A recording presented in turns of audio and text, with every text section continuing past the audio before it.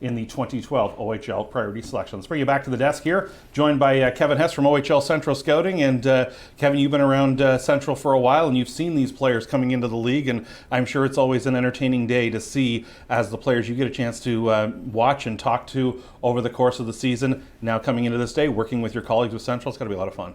Absolutely. And as you see, what's the discussion been like so far between last night and today? Have you guys been sort of bantering back and forth a little bit in terms of, pulling for your own guys? And, probably guys even ask you, American player who, for example, is chosen. One of the Northern guys might say, okay, tell us about him.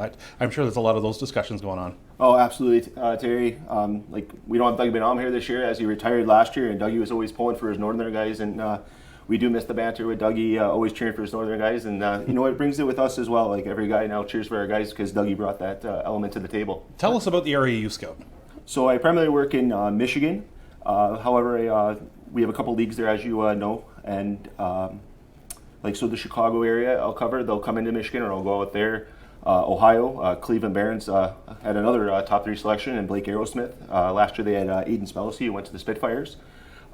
See the Ohio Blue Jackets, and then the Pittsburgh Penguins Elite, who have had a few players taken over the past 2 days.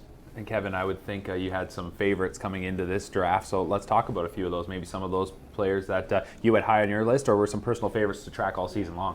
Well, I'm going to be biased here. My personal favorite would probably be Gavin Locke, who just recently went with Peter O'Peats. I told my guys in my first period chemistry class at Detroit Catholic Central that when Gavin went, I'd give him a shout out, guys, so here it is. But Gavin's a 200-foot center. Peterborough has a special player coming in their hands. He could do anything. He could score, he can kill penalties, great in face-off circles. So he was a personal favorite just because I have him in the classroom, just an outstanding young man, great student athlete, exemplifies everything the league's looking for. Well, that's obviously been a big topic here today as we've talked not just about what happens on the ice, but off the ice as well. And you're getting to see these players from start to finish. What's something that maybe you notice in the growth of a player's game when we talk about in the early fall to the late winter? What's one area that you're looking for them to improve on, or does it change player per player? It changes player per player, and honestly, year to year. This year is the year of kids got better skating. I watched the beginning of the year in Michigan. We have a huge showcase for all of our AAA teams at the Troy Sports Center. The Buffalo Wild Wings Arena now. And I'm like, oh man, I don't know if the kid can be able to skate to play at the next level. And then I, come in December at the second showcase. I'm like, whoa, what have we been doing here, guys? It looks great. And the skating this year, and then going back to pre-COVID, the 04 birth year, we had the skating. I'm like, how do these guys have the hockey sense? And then we come back right before everything got shut down. I'm like, holy cow, the hockey sense. What are we doing here, guys? So it must be the video work the coaches are putting in, and the kids just, trying to get better every day. Putting in the work, and exactly, it is starting to pay off. And you talk about the hockey circle that goes on there across the border and into that Michigan, Ohio, Illinois. There's a lot of really good hockey being played there. Absolutely. You had one of my favorites actually in Owen Sound, Andy Parrott, kid from Cleveland who moved up to Michigan to play his AAA hockey, and we got to watch him progress through the league. And Owen Sound was lucky enough to have him at the Bay Shores that we were talking about yesterday, the friendly confines, and that was that definitely fit Andy's game. It certainly would. Yeah. Yes, it certainly would. Oh, tell me about the rivalries that go on among those Michigan teams as well, those Detroit area teams. Some players sort of come up through the system, some maybe move around to one or the other over their years, going from maybe 13 to their 14, their 15-year-old year. I'm sure it's quite interesting to see some of those rivalries, kind of like the equivalent to a certain extent of some of those GTHL rivalries. Yes, I would wholeheartedly agree with you. The Detroit Little Caesars, Detroit Computer rivalry has been around. I think Computer came in the late 60s, they tell me, and Little Caesars is around, I believe, since 1962. Those are always fun. Even if the teams could be middle of the pack, those games are a lot of fun to watch.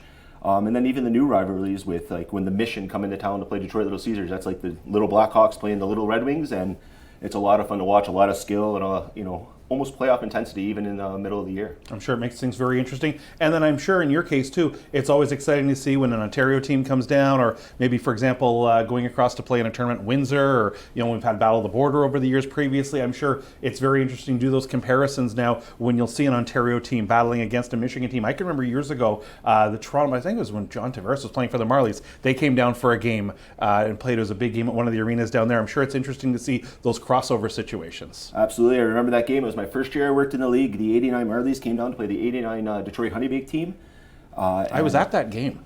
I don't remember why. I think I was going to a game, an OHL game in the area, but I remember going to that game. I was like, this is pretty cool. It was at the Oak Park Ice Arena where the old Detroit Junior Red Wings had to play before their rink was built in Plymouth, and what a game! And the stands were full at Oak Park, and a couple people deep there around the glass. It was a lot of fun, and people that weren't AAA people had heard about John Tavares and they wanted to see him, and he no admission for that game, but they could have charged and they would have gotten probably $15-20 a ticket even back then. When you're talking to players and getting to know the players, you talk about obviously not only seeing what they do on the ice, but getting to know how they are in the classroom and a student. I'm sure, just as Brody Barrick has it, I'm sure you get questions as well about the OHL, about the OHL's education plan, because some of these people, for example, it's different. If you're growing up in a market that's entrenched in the OHL, like a Peterborough, like a Kingston, an Oshawa, and you name it, versus some of these players, their familiarity level with the OHL may not be as high initially. I'm sure that's where they ask you things about the experience and the development on the ice, but also probably ask you about the education program as well.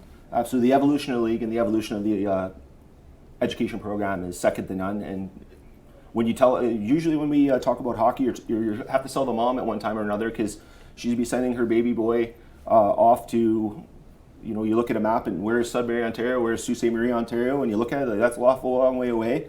But then you tell them about the education package, and then that's where your mom's ears peak up or my dad's ears peak up, and then it's an outstanding opportunity which kids are taking advantage more and more. So focusing on your region, I think we'd be remiss if we didn't mention about the Saginaw Spirit hosting the Memorial Cup next year. What is your thoughts on that, and just how exciting is that going to be for the area? Can I tell you how fired up I am? I remember, we cannot quantify how fired up you are. I figured that'd be the case. I had a chance. I also work for NHL Central Scouting as a part-time person covering Michigan for them, and I had a chance to go to Windsor when they hosted it. And what Windsor did there was amazing. Great final game, holy cow, between the Erie Otters and the Windsor Spitfires. One of my favorite games ever. And I remember taking a picture and sending it to a buddy. I'm like, can you imagine if we did this in Detroit, if we held a World Junior or a Memorial Cup in our area? And then Mr. Prout from the Saginaw Spirit said, how about Saginaw hosting it? I'm like, yes, please. And I'm looking forward to it.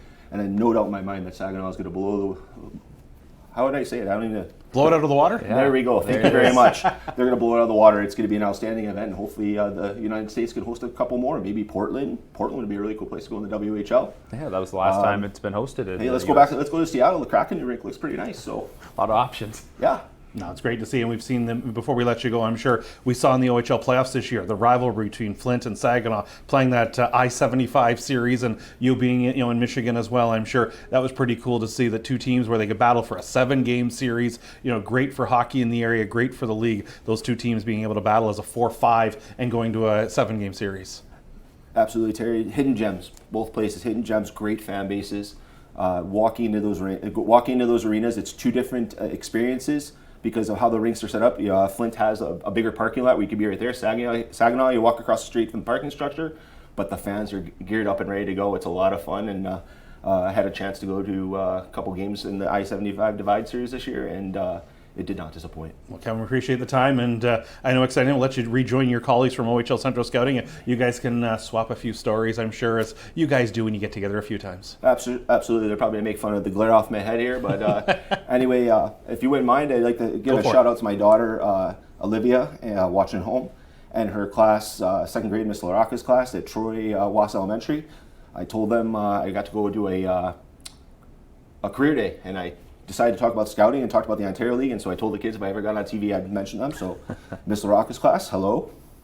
And Terry, thank you for having me. And your daughter's has an April birthday, so you always have to get that shout out in. You're correct. Happy birthday, Olivia. It's a little early this year for it, but always have to get that in as well. It's become a tradition in this program. Absolutely. We appreciate it. Thank you, Terry. She appreciates it as well. Kevin, we appreciate the time. Certainly, Kevin Hess from OHL Central Scouting joining us here. Stay tuned. Joelle Wood now standing by with another player that's been chosen in the OHL priority selection.